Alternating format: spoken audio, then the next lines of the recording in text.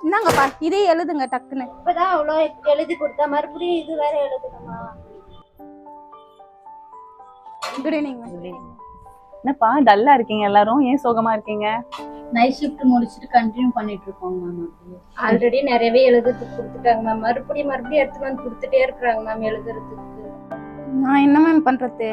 என்ன எழுத சொல்றாங்க? சோகமா இருக்கீங்க, சிரிச்சுட்டே வேலை பாருங்க. நான் ஸ்மைல் பண்ண சொல்லடா, லாஃப் பண்ணுங்க. லாஃப் பண்ணா மட்டும் என்ன மேம் மாற போகுது? நம்ம முன்னோர்கள் ஏற்கனவே சொன்ன மாதிரி வாய் விட்டு சிரிச்சால் நோய் விட்டு போகும்.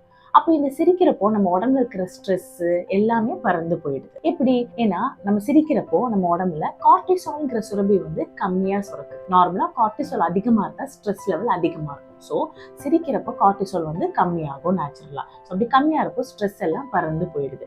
இது மட்டும் இல்லாம நம்ம அதிகப்படியான ஆக்சிஜனை வந்து சுவாசிப்போம் சிரிக்கிறப்போ. ஸோ அதனால உங்களுக்கு பிளட் சர்க்குலேஷன் நல்லாவே இருக்கும். பிளஸ் ஹார்ட் ஹெல்த்தும் இதை மெயின்டைன் பண்ணும். சிரிக்கிறதுனால வந்து உங்களுக்கு என்டார்ஃபின்ங்கிற சுரபி வந்துட்டு அதிகமா சுரக்க ஆரம்பிக்கும். இது அதிகமா சுரக்கிறதுனால இது ஒரு ஃபீல் குட் ஹார்மோன். உங்களை எக்ஸைட்டடான ஸ்டேட்ல வச்சிருக்கோம், ஹாப்பியா வச்சிருக்கோம். மோர் ஓவர் இது ஒரு நேச்சுரல் பெயின் கில்லர்.